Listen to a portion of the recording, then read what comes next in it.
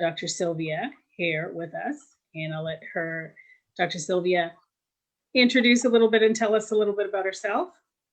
Thanks so much. Really appreciate being here for the second time. I'm Dr. Silvia D'Addario. I am a passionate human rights advocate. I'm also an educator. I'm currently the manager of equity and inclusion programs at Centennial College. And I'm also a mom of two. Two beautiful girls. Beautiful. Thanks for having me. Thank you for being here. And I have here with us, returning from last week, AJ Newman. And I'm going to let him share a little bit about himself. Thanks again, Tanya, for inviting me on the show. My background, I primarily trade, do a bit of customer service. I educate a bit. I mentor. I try to mentor people. I have quite a varied background, varied experiences in different fields. And I just have a genuine interest in helping people cope in different situations. Thank you. And we also have joining us this evening, which you met yesterday, was Theresa, and I'll let Theresa introduce herself. Thanks, Tanya, for having me here tonight. I'm really looking forward to the talk. Yeah, I'm a certified meditation instructor, passionate about helping people. COVID has also led me to, begin life coaching certification as well. It's what I'm passionate about, what I've been doing most of my life, and what I really truly want to do. So glad to be here with you and Silvia and AJ, and ready for this chat. Yay! Well, thanks, guys. So let's get started. I know that there's a lot of things that we are going on with this entire COVID stuff that's going on in the world today, where it's getting everybody. We don't know whether we're coming, we're going. What's being given to us this week is different than next week, and I think that for everybody out there, we're all doing just a fabulous job, just really, doing the best that we can to work through all the different changes. So I just want to take a moment to recognize that and celebrate that with everybody out there. Today, I really, really want to focus on and talk about some of the coping strategies that we can apply in our lives to help us deal with the constant changes that are going on and that are taking place.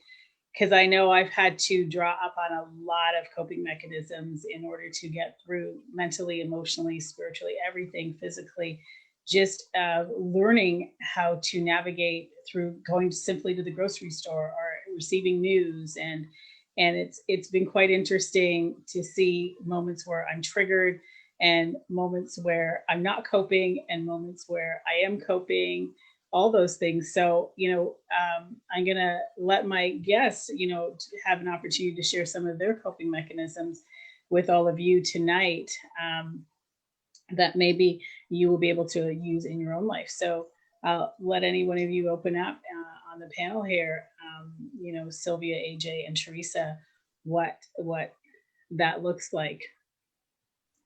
I'm going to say for me, it's always different, and it just depends on the day and what I'm feeling in that moment and that day. Started doing a lot of walking.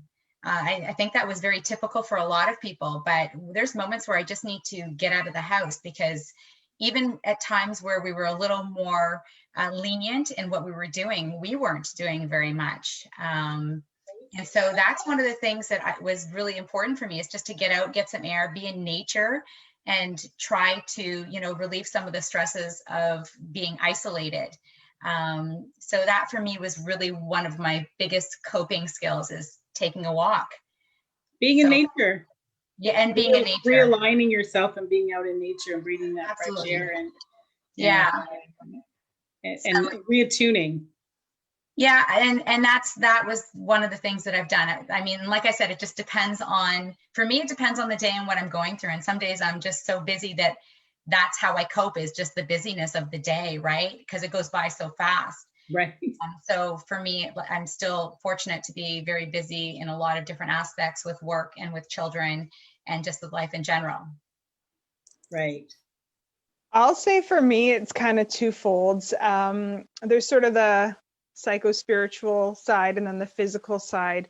And I think on the emotional side, part of it is just really recognizing the limitations on the control that we have. I think that's really helped with the stress levels.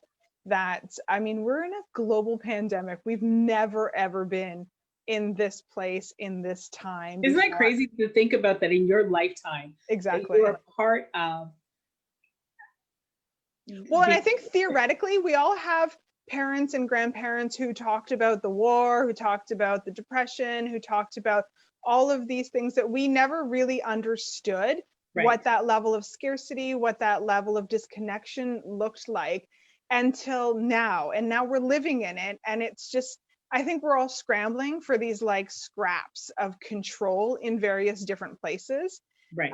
And so for me, then on that, the physical level, really coming to terms with that and then really focusing on what my body needs around nourishment, because I've felt like I really need to step up and realize that regardless of how we all feel or we think we feel, our bodies are under such tremendous stress to just process what this whole pandemic means that I agree with Theresa. I think it looks like nourishment looks different for everyone. And for me, it's just going back to my family and growing up, nourishment always looked like food, right? And so I really and like you like, if anybody knows, if anybody out there that does know Dr. Silvia, and you see her post when she's posting her foods, I want to go over for dinner all the time. And I like you haven't said it in this just now, but I know that we've talked. And it really is about self-care. And when you're going through this, Silvia always says, it's about loving yourself more. So it's about caring for yourself more. And you really can see it with the foods that you're cooking and you're making. You're intentional about saying, all right, and it is eating more naturistic and it is eating more loving. And that contributes to, I guess, balancing it out. And I'm putting words in your mouth there, so I'll let you interject. No, for sure. You're on it. Exactly. Just connecting. And like going back, connecting with nature to me looks like, it just taking from nature the medicine that's already available to us through nourishment. So that's been kind of important to me to cope with all of this the last right. While. And do you find that it has changed from a spiritual perspective, like eating like that, it actually mood-wise, emotionally, mentally, do you find that it helps to ease any of those stresses or triggers that may come up? Yeah, because I think this is just my relationship with food, but when I'm not caring for myself, I feel like there's this sort of opposite effect. Like when I'm just not using food for what it is to me. I think we all do this. We cope using food, or we cope using some mechanism that makes sense to us. And for me, it's always been food. So I'm just very mindful of me using food to nourish myself rather than using food to abuse myself. For me, it's a really fine line. Right. And not everybody has had this experience of using food abuse. For some people, it's drinking. For some people, it's exercise, right? And so for me, it's really important that I continue. I think that's where the spiritual practice is that I continue to build my relationship with food in a healthy way. Because when I don't, it's my weapon to then use that as a coping mechanism in sort of a way that's not healthy around stress. Right. Okay. If I could jump in here, along with what Theresa and Silvia have touched on, when we talk about, Theresa talking a little about exercise, the fact that she's getting out, she's walking, she's doing those types of things. Obviously, Silvia is talking about nutrition and how, nutrition plays a big part in her life and what she eats and all those kinds of things. For myself, there are two primary strategies that I found that have really been helping me. One of them is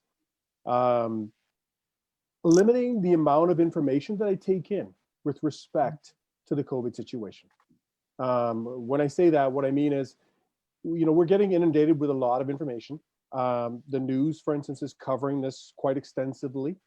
Every day there's, just about at any point during the day when you turn on the news, you turn on the television, it's something mentioned about it, whether it be the number of cases, whether it be the latest update from our political leaders, and so on. And for me, what I try to do is I try to limit that. So what I mean by that is Yeah, I'll take a quick peek at the news maybe once a day. That'll give me a snapshot of what's been happening. And then that's about it. So that's how I sort of handle the information, because I realize that sometimes it's easy for us to put on that news channel in the background, or because there's a little bit of a curiosity in it, because all of a sudden it's like, well, what are the cases saying today? What's being shut down today? Where are we going today?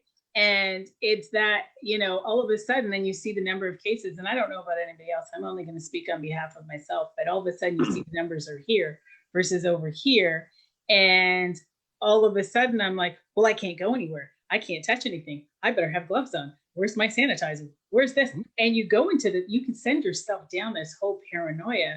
So you are right, AJ. It's all of a sudden, it's like, at some point you got to take control and be like, enough is enough. Like, you got to trust yourself that I'm responsible and these are just numbers. And then you're getting all this information. Is it true? Is it not true? You're correct. Like, we're on information overload. And then we got the other side of the border going on. It's just like, it's it's overwhelming. We feel like we can't breathe. Yeah, it's just again, it's a lot of information that's coming through, and like I said, for myself, I try to limit that information. I try to take in the information. I've been given a snapshot, okay, because really and truly, me watching the news in the morning, watching the news at lunchtime, and watching the news at dinner, you know what? There's not an awful lot that's changed. And right. although sometimes we may think that a lot has changed, or the way it's reported may seem that way, it really hasn't. When you look at when you take a step back and look at it, hasn't really changed that dramatically. And I would venture to say that it really hasn't changed that dramatically in the course of one day. So, listening to it once a day, or getting your catch up in the morning, or whichever period you decide to listen, whether it's be the evening news just before you sit down for dinner, or whatever, it kind of gives you that snapshot. How are the cases doing? What are the officials saying right now? Have there been any changes in terms of, are they imposing other restrictions? Are they lifting restrictions? What other news can they share? And then going on from there, but that's one of the key things that I try to do as I go through each day. And that's huge, right? And it's like, okay, if I'm not watching the news, for me, it's like, it's so important for me. I don't know about anyone else, but it's so important for me to feed myself something inspirational, something positive, and really stay in that space. Because even though I may not be watching the news, it's still kind of sitting there as side information that it's existing. And it can cause for you to worry, like, because you really do feel like you have no control of what's going on. And as much as we like to say to ourselves, we're all in this together, there is a level that we don't feel like we're all in it together. In those moments, in those immediate moments, we feel isolated from one another. We feel, we just feel cocooned, and we feel alone. So, I work to maybe in the background. Actually, what I have been doing is I've been putting on music and dancing and singing like nobody's watching. Well, nobody is. And I'm tone deaf, so but I don't care. I'm the greatest singer in that moment, and I'm the best dancer in that moment. And I watch funny movies and make sure that I'm laughing just to get those endorphins going and everything else. It's like, all right. Hoping that nobody is recording me through my, family room windows and putting it out there on social media to say, I have a crazy neighbor that's dancing like a fool, right? So yeah, another strategy. So you're on mute. That I was gonna mention, follow up to that is, I was gonna say that, one of the fields that I work in, I've been quite fortunate to not be affected. It isn't a customer service type role, where I'm dealing with the public. So for me, I've found that's also been a buffer for me, because it's still I'm still out there, and I'm still interacting. I'm still interacting with people who come in each day. So that's where I find that's also helpful. I know there are many individuals out there who were affected by this, where all of a sudden they were not able to go to work. They were now going to be working from home, And for many people, that was an adjustment. You know, if they were used to going to the workplace and seeing their coworkers, and they had their routines, you know, they'd go for lunch with the coworkers, look forward to coffee break, meeting up with, you know, with the coworker down the hall, catching up on things. You know, that helped them obviously through their day and made a big difference to their days. But you know, I know for some of those individuals, it's been quite an adjustment, because now that element has been removed, where they're now working from home. And yes, they're, in some cases they may have their family there. In other cases, maybe not. You know, and like I said, I think that could also impact on individuals. Right. Mental Well, all of a health. sudden, you know, you've gone from, you know, everybody kind of having their own downtime. Even if you were at school, that was your escape away from the family. And all of a sudden this family unit was brought together and you're in this household. Like there were, you know, I have friends that were together for 40 days, you know, 60 days. And, you know, they took a lot of precautions only to go out when necessary. And that left them, they had never had that before. They had never been in such close quarters 24 hours, 7 days a week together. And it caused a lot of stress and strain. And what they did was they started to create boundaries, so pockets where everybody they had their own space within the house, and nobody was allowed to like come into that space during these times. And that's the way they you know, they found a way to cope, and it worked for them. It definitely worked for them. I think I default all the time to, if I and my family and my community comes out of this, you know, if we come out of this, I'm okay. Like it's just, Right. it really is the mantra that I repeat when stress levels get really high. And I hear that all the time, like between folks feeling isolated to people just wanting to, you know, never see each other again. And I honestly am like, we need to somehow come out on the other side of this.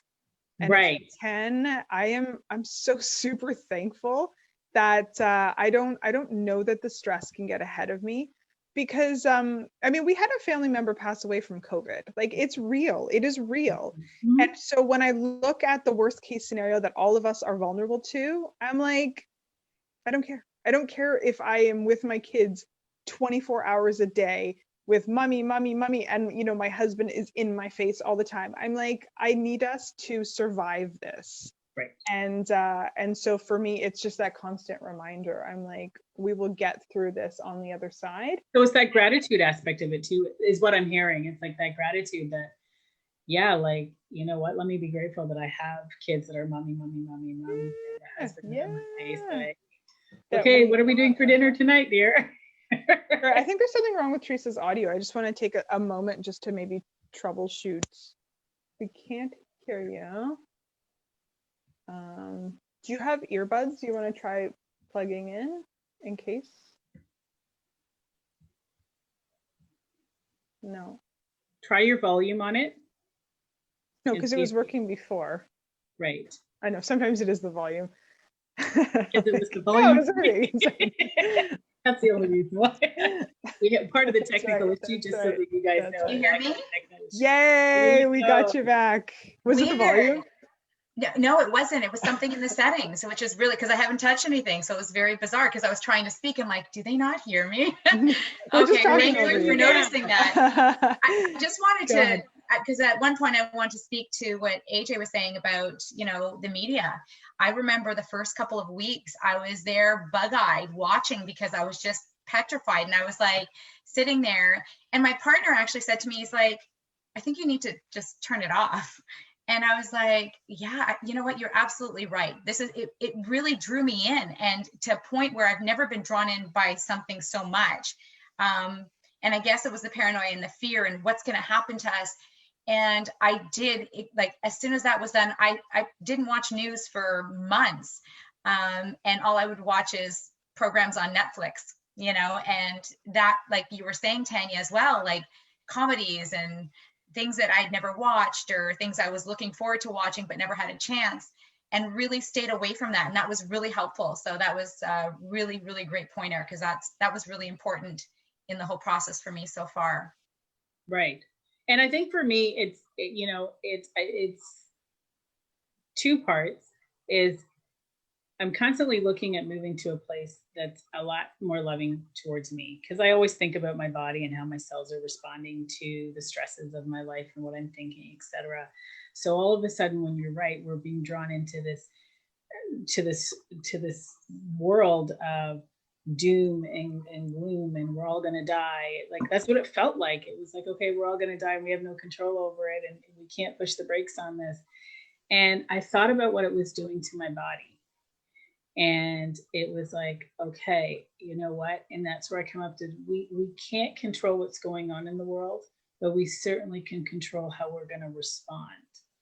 And I thought in that moment that there was a level of balance between being aware of what was going on in society and around me and in the environment and the world I live in, and not being consumed by it, and balancing out with, okay, how do I rebalance my body? And it was like, okay, let me dance, let me sing, let me watch funny movies, because this puts me in a good space.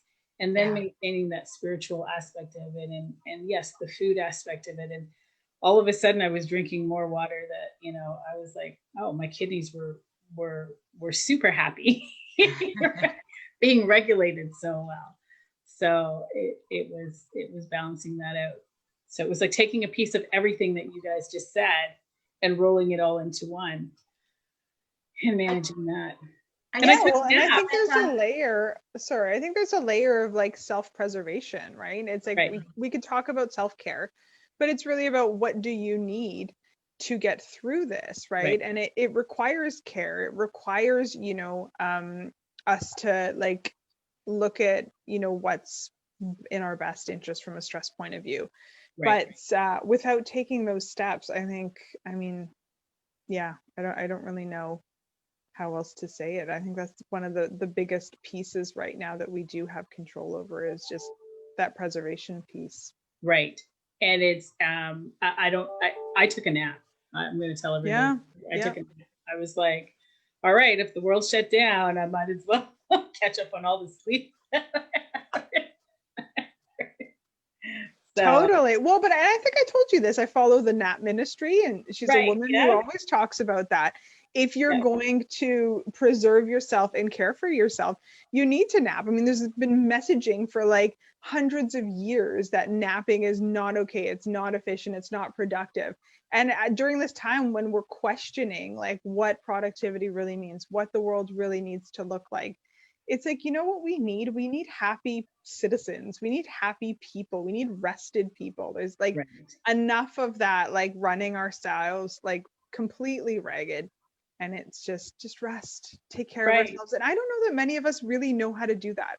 I think from like early on, we were taught the contrary, like just, you know, adapt, survive, you know, get through it, hide, all of those like things that are really not healthy for us. And then it's brought us here. And I think so for us to rewire that narrative is really, okay, well then what's the like the opposite messaging? And that's really like resting, not giving into, you know, the, like we talked about this last time, like all of that surrounds consumerism, right? All that surrounds like the junk food industry and the aging industry and all of that, right? And just taking a step back and being like, what do I need right now? Right. But it's a simple question. Right. And that's different for everybody, like we said, right? And in fact, like there's so many different things that I think that I have done throughout this whole process, like the exercise, like the not watching the television, like AJ discussed, like eating better, like Silvia discussed. So I've done a little bit of everything, and just depends on the day too, that, you know, like I was saying, it weans and wanes. It's not like today I might have a better day. And I've cried and I've been emotional. Like, I'm not going to hide that either. Those are feelings that have come out during this whole time. Like, but I love crying. I have crying parties. So much crying. Crying is a form of detox. Like it's a way of releasing. So when we're holding back tears, we're actually delaying the detox process. Yeah. It's a release. So I'm like, come on guys, let's have a crying party. Right.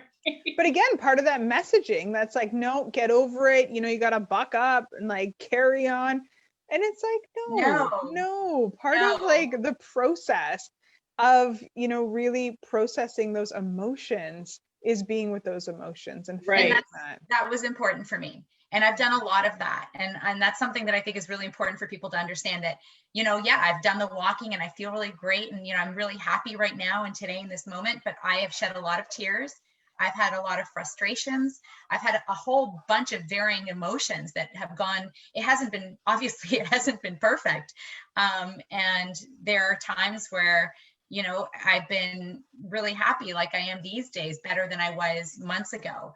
But that's because I've developed some better coping skills. But there are days that I do cry, right. And hope people for can better. cry for joy, because there's moments in this whole pandemic that I've cried in gratitude, where Yeah. You're overwhelmed, and really crying is just an overwhelming of emotion that your body causes to release. Like when you're laughing so hard, you're crying. It's like that overwhelming energy that just has to be released. So it's like we talk about like Silvia, you just said, the messaging.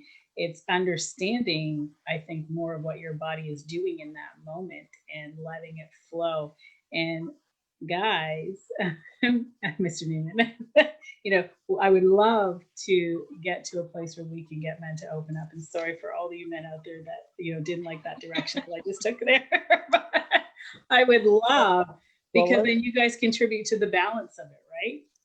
Well, let me just speak for a certain segment of the population of men out there, and that is that I'm afraid now. I'm scared. No. There are some of us out there who will open up. It just means that we may open up to a limited number of people, or people that we trust, or in certain settings, and so it's a little different for us. Right. That's not to say that we don't feel the emotions as described by many of you here tonight, or even, if you want to use the term, women in general. Yeah, it's not that we don't feel those emotions. It's just that, again, much of us have been, many of us have been socialized in such a way that, yeah, we display those emotions under certain conditions with certain people. Let's call a spade a spade. A man might cry in front of his wife, but if he's at the supermarket and somebody's done something to him, he's not going to break down all of a sudden, be shedding tears all over the place. Right. So, I think, and can we handle it? So I always say, like, now we're going to have a little bit of a joke here. Can we women handle it if we had a man come up to us and start crying in the middle of the grocery store? What would we do? How would we react? Right. So to speak to that point, I'd say, yeah, the guys out there, yeah, we're emotional, and we will show it to the ones that, that we trust and that we're comfortable being around, and so on. Right. But yes, I agree that there is a place for that. There is a place for you to display those emotions. There is a place for you to open up, with people that you trust, and share some of this stuff, talk about some of this stuff. If that's one of your coping strategies. Again, as we pointed out here, one of the things that that I know that I've tried to highlight as we go along is keeping it on a personal level. So each person's different, right? And it's helping them to identify what sort of strategies they can use, and how does it fit with them as a person. Right. Like you said, Theresa mentioned she likes going for walks and so on. Well, maybe I'm not a walker. Maybe I like riding the bicycle. Maybe I like, going sprints, or maybe I like doing something different. Like, then again, it's, under the umbrella of what that broader category may be, i.e. exercise, getting your body physically moving. There are many different things you can do under that. And, you touched on a point earlier, and that is, what can we control? And that is one of the things that we can control. And I think it's bringing that to the awareness of people there, because there are many people who may not be aware of that. Right. They may be feeling like, geez, I feel like I'm out of control. I feel like, you know what, that they're doing this, they're locking this down. I can't go to the gym anymore. If I go to the supermarket, I got to go line up, and they feel out of control. But I think it's just, again, bringing it back into context for those individuals, and just saying, okay, well, hold on a minute. Let's take a step back. Let's have a look at this. What can you control? Right. Yeah, you know what, though? I'm going to complicate what you're saying just a little bit, because I agree with you 100%. I think you probably represent a smaller proportion of men who are, have a good grasp of emotional health. It sounds like you allow yourself to be vulnerable with your partner or with a select few people in your life, which means that when it comes to it, you are able to process those emotions. And so when it comes down to you feeling out of control, then you have the tools necessary. But I am going to go and say, I don't think that it's an assumption that, you know, generally speaking, boys and men are socialized to have such limited capacity to communicate, not even communicate, to be given permission to have emotions, that I think at this point, when you're talking about that lack of control, it's been complicated so much by an inability to recognize emotions, to recognize, you know, what to do with anger, because we're not talking about decades, we're talking about generations and centuries of repressed emotions, called toxic masculinity, essentially, because right? it's deemed as being weak. We're totally going in a different direction. Well, and It's so, regardless of why yeah, it's deemed, yeah, I don't want us to sort of like gloss over yeah. that, you know, men, you know, it's easy for men to be able to be emotional. I think there's a much bigger problem, and it goes back to the conversation that we were having before about coping. And I think that part of the pivot of COVID is really also looking at that, is how do we raise now our boys, our next generation of boys, but also, you know, to relate to our partners who are men, to recognize that this is a real crisis, this inability to recognize emotion, to process emotion, and to even feel comfortable with emotion. And that's why I'm saying, AJ, I get it. Like, you are that small proportion that, you know, can do that. And I think that the world is a better place with people like you in it. But in my experience dealing with men, is that there has been such a repression that then we get like these outbursts of violence. We have sports, no offense to the sports fan, that celebrate violence, right? We need to actually turn on the TV and watch men be violent onto each other. We have gender-based violence that is still a problem. Not even going to go into the statistics, right? And so anyways, long story short, is I don't want us to gloss over the fact that this isn't really just about, you know, losing control over COVID. I think there's a bigger pandemic underneath COVID that doesn't. And you know what? You know, there's two thoughts in my mind, and it's completely different directions.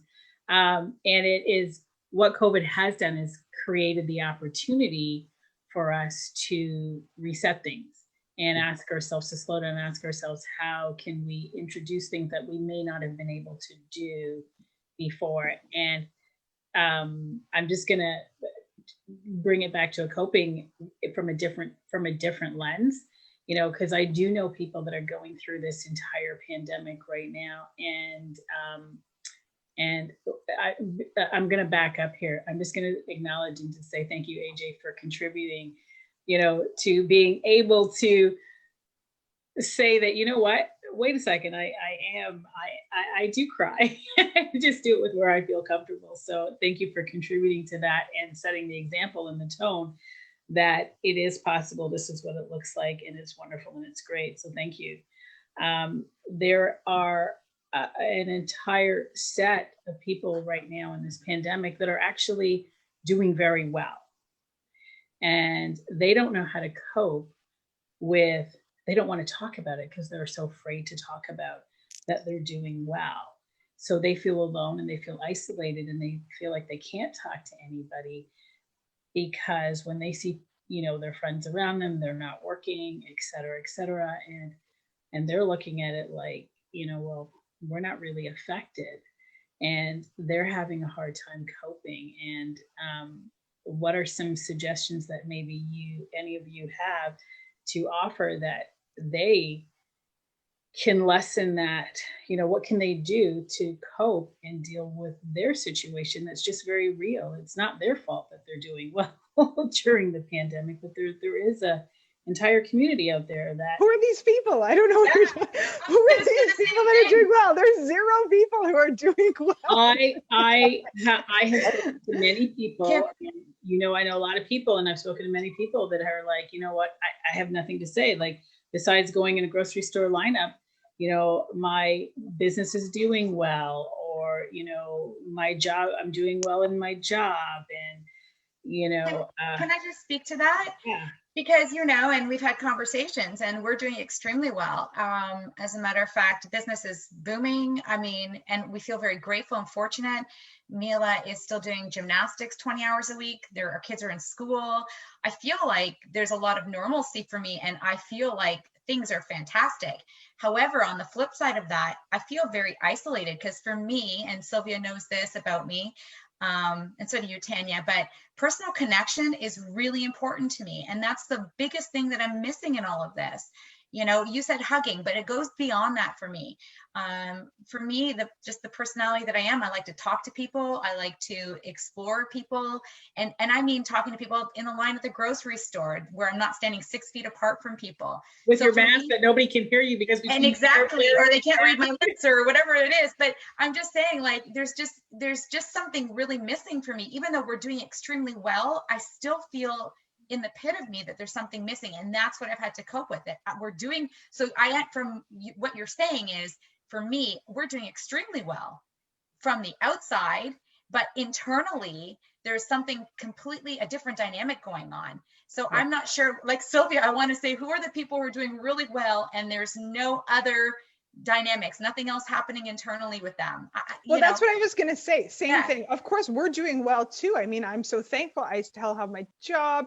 My kids are awesome. They're in school. Of course, I think it matters of how you're measuring it, right? Like, what does well mean? If somebody asks me, people like are calling me, how are you doing, Silvia? I'm doing fine. I'm doing well. Like, I am doing well. But there is no part of anybody's life right now that isn't in some way sucked into some divisiveness. Like, if you look at the world, like you zoom out, right? Every single person is on one end of a spectrum of some level of divisiveness, right? Whether you're a masker or an anti-vaxxer or whatever, right? Like, I think that there's just so much intensity that I think from the outside, we can measure wellness on, you know, so many different ways. And I think it requires us to really just, you know, more thoughtfully, like, or more intentionally think about, like, well, what does doing well really mean? Because I also know people who are doing well, and I'm like, whoa, man, I don't think they realize they're super numbing out right now on Netflix or on, like, they're ignoring what's happening in their lives, but they're doing well, right? I have so many people, I'm like that, right?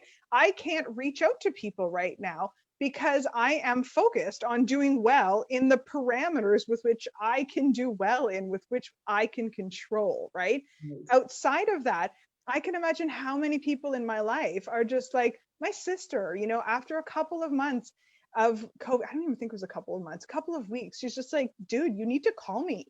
Like, I get you're going through what you're going through, but I also need you to be my sister. You need to check in.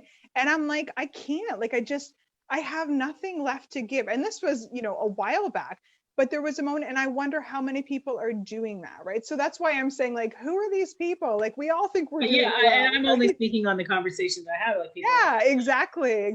Really, so I'm embarrassed to tell people that I'm doing that. Which one? Is that a full picture? Like, when, because, like, you know so what, and like, I guess on the outside, we're doing overanalyze it. There's people that feel a sense of shame, and that's their reality for them, and I'm not going to judge it or criticize it. To me, no, of course. You know, their feedback to me is like, you know what, Tanya, what do I say? Like, when everybody's talking about this and that, my biggest worry is if I'm going to get toilet paper in the lineup at 7 o'clock in the morning at Costco, you know. Yeah, but you know what? Can I just add something too to that? Yeah. And maybe it's just that I'm like just super plugged into like social justice. Right. But I think if somebody were to say that to me, and I'm like, dude, you don't care about all the Black people who are dying right now, like at the hands of police brutality, all the protests that are happening. You don't care about, like we were saying, like the people who have disabilities who are fearing their lives right now, that they don't have access to, like. And I guess from that perspective, I guess they're looking at it like they can't control that, so they. No, I get that, but what I'm saying is that I think that's a bigger problem when people can look at their lives in such isolation to the bigger picture of what's happening in the world. And maybe this is just my lens that I'm always like streaming out, but I'm like, there are literally people who don't have access to a home and a house right now. They cannot social distance. And here we are complaining about social distancing. Like, I can't sometimes, I can't. And so to hear that there are groups of people that are just like, everything's fine, my biggest problem is, you know, like whatever it is that. And that's why, but on the flip side to that, that's why they don't want to say anything, because they don't want to be judged and they don't want it. So in their world, it's like, when I don't want to be attacked for not seeing that. And I don't have that ability to see that. It's not in my capability to see that. So you're the big picture thinker saying, okay, you know what, I see this. And for any of you that know, Dr. Silvia is a big, she's a big advocate as she introduced herself. So to her, it's her heart. And, I can't say that individual's heart, they're speaking it from their experience, that they're not at that space where they can see that. So in their world, their limitations and their box takes them to that. And that's the only thing that they can see, is that, oh, well, I'm doing well. And they may not, I don't want to say, it's just, that's their experience, but that is the issue with them. And that group of people is they don't want to speak out. So they feel further isolated, because it's like, wait a second, I can't say that, because if I say that, I'm going to be attacked of not seeing the bigger picture. And so they are feeling something, and they don't have a coping mechanism, because they don't have an outlet themselves, because they don't have that space to be able to be thankful for that, because they don't know how to. If I could just interject for a minute and bring it back to what we were talking about, which is coping strategies. And I think one of the things that you're talking about here, again, I want to bring it back to the individual.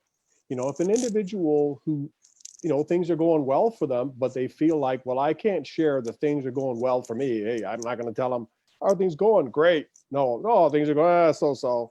That's something that, again, unless that person shares that with somebody, or say, listen, you know what, I kind of don't want to tell people how great things are going, then to them, they may be coping fine. And if they're not, then again, that's up to them as an individual to decide when and who to share that with, to explore that further.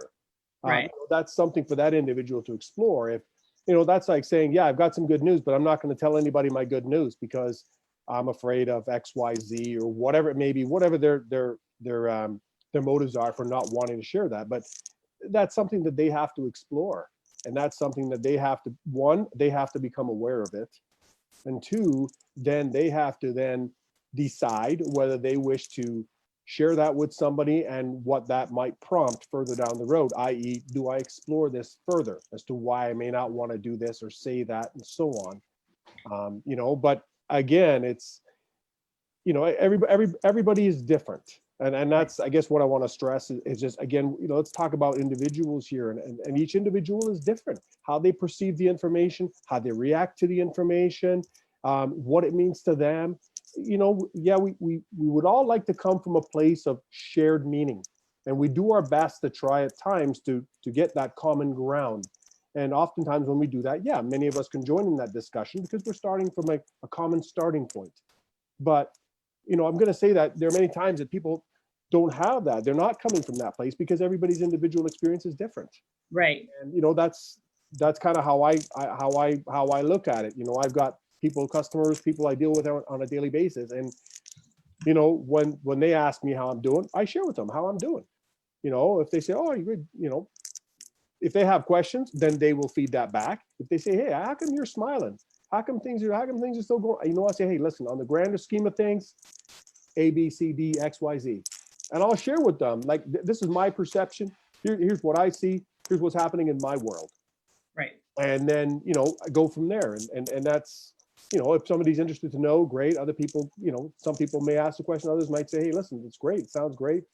But again, to speak to it, there are other people as well that I speak to, and they do reflect that back to me. Hey, how are you doing? I'm actually doing pretty good today. Everything's going well. You know what?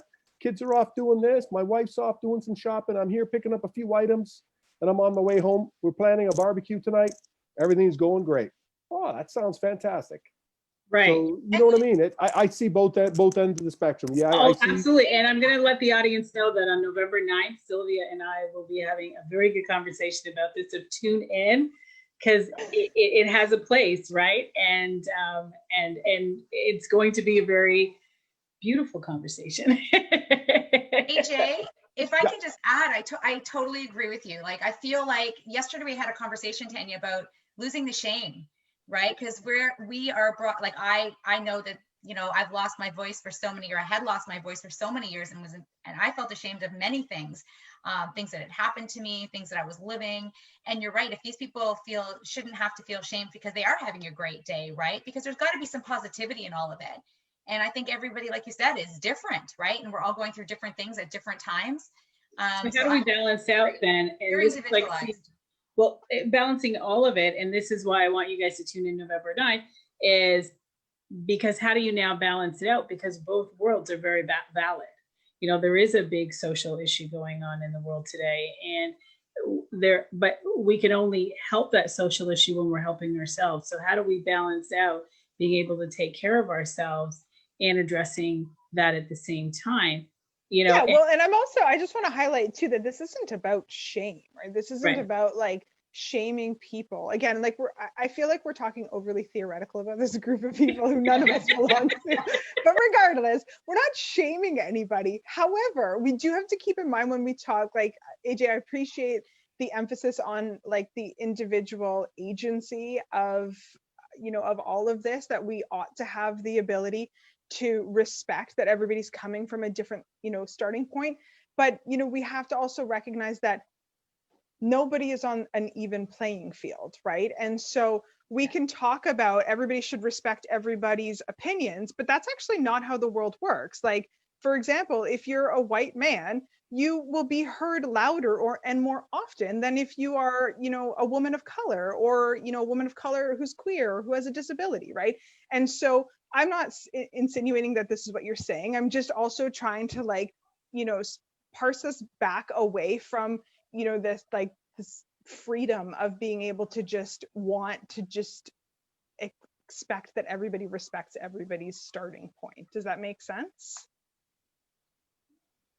Well, yeah. He's thinking. Yeah. Well, I will say, no. If I may respond to that. Yeah. I guess the point I was making there was that, you know, we have to, like with any discussion, we start with a premise. You start with a premise, a starting point, and then you go from there. That's the only point I was making with that. Is again, you know, I can't start a discussion with you about a car. If you say the car is black and I say it's white, and we keep saying it's black, no, it's white. No, it's black. Correct. No, it's white. Yeah. Right. But if we both agree, hey, that's a white car. Okay, that's a starting point. Let's talk about that white car. What features do you like? What about this? That's all I was saying. I'm not necessarily speaking to the point of whether any individual is his or her voice is not heard based on ethnicity, based on you know, gender, sexual preference, religion. That's not what I'm saying. That was the only point that I was making during the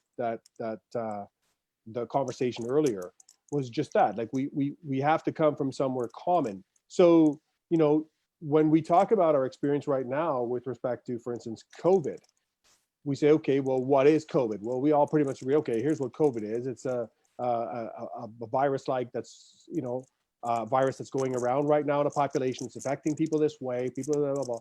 So now, okay, we have that common ground. We see people are getting sick from it. There's some people that are dying from it. It's affecting the world in this way.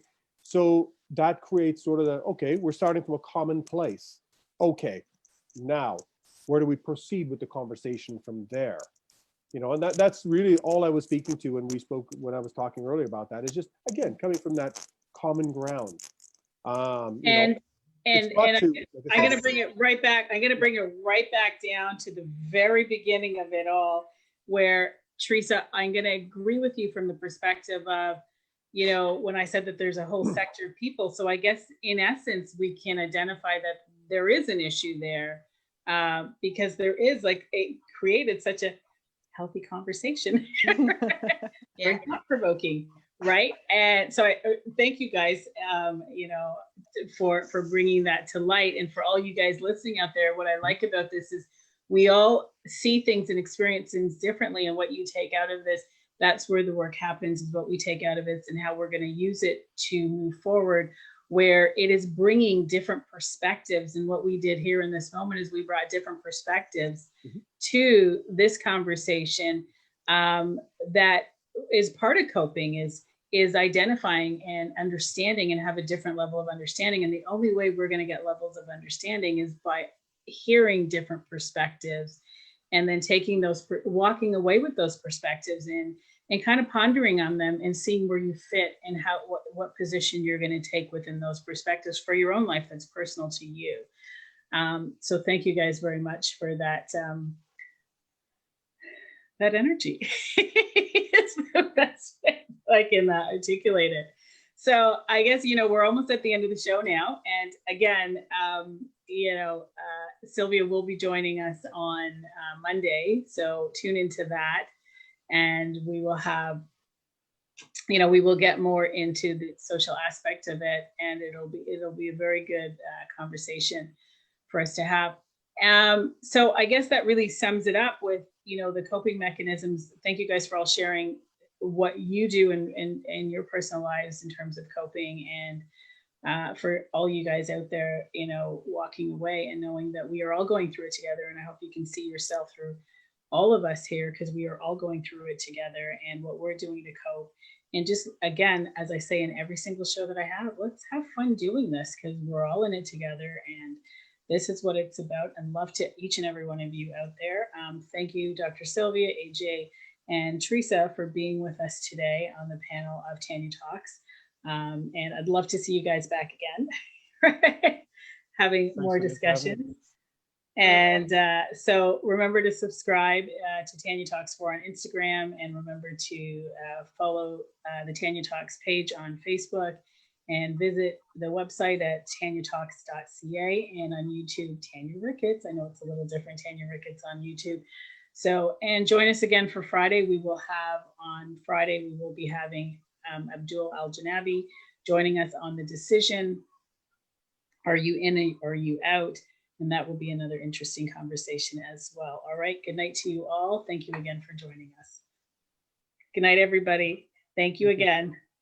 Good night. Thanks again. Good night.